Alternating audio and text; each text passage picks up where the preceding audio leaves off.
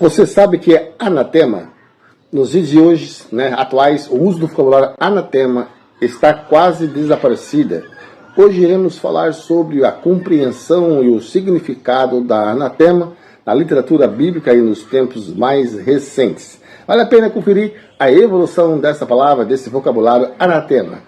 Já volto com vocês.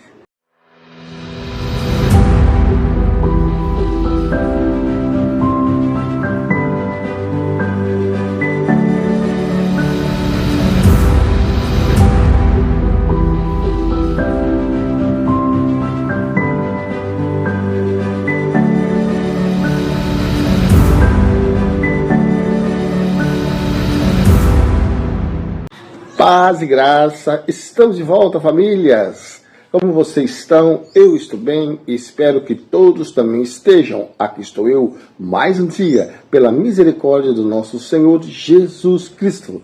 Que Deus nos abençoe este dia chamado hoje. Sejam todos bem-vindos ao canal Arrependa-se. O meu nome é Fábio Santos. Bem, vamos ao assunto.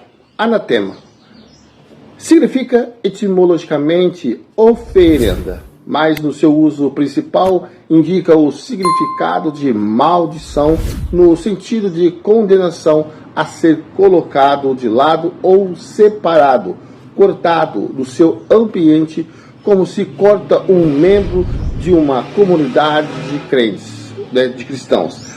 A palavra anatema será, de certa forma, uma sentença pronunciada e mediante a qual se expulsava alguém considerado um herege no seio da sociedade religiosa. Essa expulsão era considerada uma pena mais grave que a excomunhão. Entretanto, o seu significado original indicava uma oferenda aos deuses gregos. Com o passar do tempo, o sentido se alterou e passou a ter um outro significado, aquele de estar formalmente separado, desterrado, exilado, sem comunicação com os outros. E mais ainda, em algumas ocasiões, foi até mal interpretado com a utilização do significado de maldito, o significado de anatema no Antigo Testamento, e também no cristianismo. No texto do Antigo Testamento, anatema tem um significado de condenação ao extermínio daquelas pessoas ou coisas afetadas pela maldição atribuída a Deus.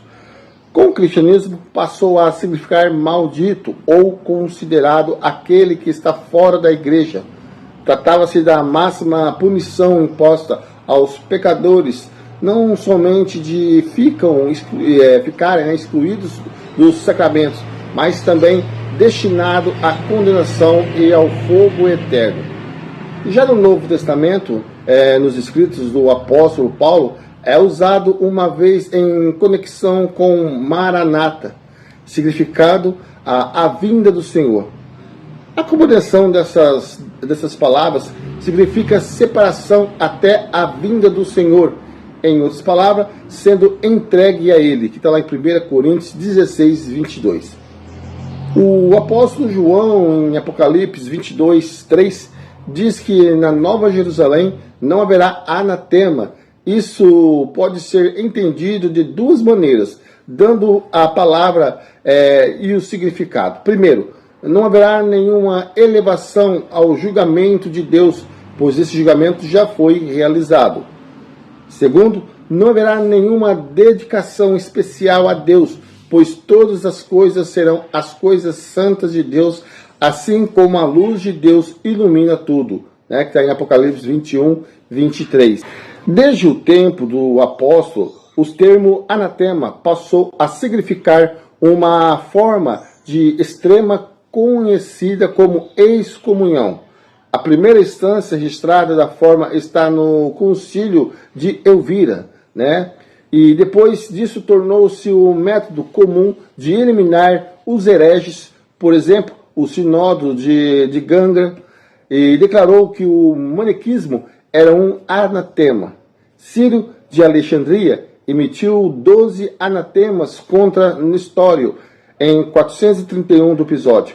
No século V, uma distinção formal entre anatema e excomunicação menor evoluiu, pois a excomunicação menor implicava cortar uma pessoa ou grupo do rito da Eucaristia e comparecimento ao culto, enquanto anatema significava uma separação completa do assunto da igreja. De acordo com as ferramentas de estudo da Bíblia, no Novo Testamento, essa palavra sempre implica execração. Em alguns casos, o indivíduo denuncia um anatema sobre si mesmo, a menos que certas condições sejam cumpridas se alguém pregou outro evangelho. O apóstolo diz, seja amaldiçoado, em Gálatas 1, 8 e 9. Ou seja, que sua conduta ao fazê-lo seja considerada amaldiçoada. Em Romanos 9, 3, a expressão amaldiçoado, anatema, de Cristo, isso é, excluído da comunhão ou aliança com Cristo, tem ocasionalmente muita dificuldade. O apóstolo aqui nos fala de seu desejo como uma coisa possível, e é simplesmente uma expressão veemente de sentimento, mostrado qual forte era o seu desejo pela salvação do seu povo. O anatema em 1 Coríntios, no capítulo 16, versículo 22, denota simplesmente que aqueles que não amam o Senhor são justamente objetos de aversão e execração a todos os seres e santos. São culpados de um crime que merece a mais severa condenação. Eles são expostos à justa sentença de destruição eterna da presença do Senhor. Depois, com calma, confere esses versículos da Bíblia que falam sobre anatemas e os falsos mestres. Anote aí, Atos 23, 14, Romanos 9, 31, 1 Coríntios 12, 3, 1 Coríntios 16, 22, Gálatas 1, 8, Gálatas 1, 9, tá bom? A interpretação de anatema no Novo Testamento. Bem, no Novo Testamento, na Bíblia, anatema representa algo ou alguém que é, como eu disse, amaldiçoado ou banido. É a condenação mais severa que alguém pode receber, representando a condenação total e irrevogável. Essa punição é eterna e afasta a pessoa da presença de Deus. Sendo o apóstolo da salvação, representa a condenação eterna da alma. Anatema é a representação da escuridão total e da separação de Deus. No entanto, ainda há esperança, pois Deus é misericordioso e ainda há tempo para mudar, há tempo para a mudança, para o arrependimento. Então busque a salvação e não deixe que anatema torne-se seu destino. É importante levar a sério a anatema, pois pode trazer grande sofrimento e isolamento.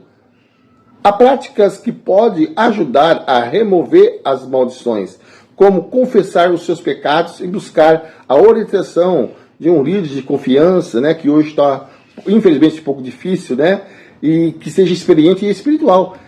Estar em comunidade e praticar a bondade também pode ajudar a evitar o anatema. Lembre-se de sempre respeitar o sagrado e estar aberto a aprender e crescer espiritualmente.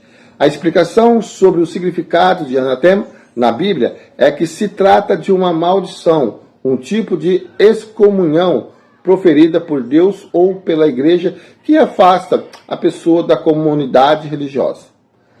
Além disso, essa prática era comum no Antigo Testamento, mas não é mais utilizada na atualidade.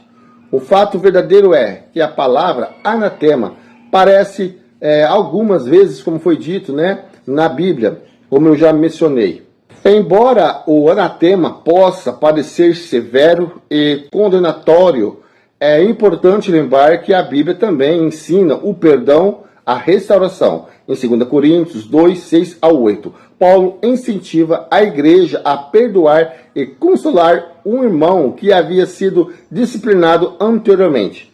A teologia cristã é complexa e muitas vezes difícil de entender, mas é importante estudar e buscar o conhecimento para entender melhor o significado da fé. Em vez de se concentrar no anatema e na condenação, devemos nos concentrar na graça e no amor divino. Como vimos, anatema é uma palavra de múltiplas faces. No contexto bíblico, seu significado pode oscilar entre o sagrado e o profano, o divino e o maldito. Embora não seja uma palavra frequentemente usada na Bíblia, a profundidade e a complexidade de seu significado nos oferece um vislumbre fascinante da riqueza da linguagem e dos pensamentos bíblicos. Ao se deparar com a palavra como anatema em suas leituras, lembre-se de que a Bíblia, o contexto, é fundamental. Apenas ao considerar as circunstâncias e o contexto específico de cada passagem, podemos então realmente apreciar a profundidade e a nuance do significado desses termos. Constatamos então que nos dias atuais a interpretação do significado anatema vai ao encontro dessa nova compreensão que a palavra anatema está recebendo. Não mais é um sentido de exclusão, condenação ou de julgamento puro e simples, mas em um sentido de acolha e de inserção nos caminhos do Evangelho. Amém? Eu fico por aqui. Voltarei semana que vem, se assim Deus me permitir. Tchau, tchau.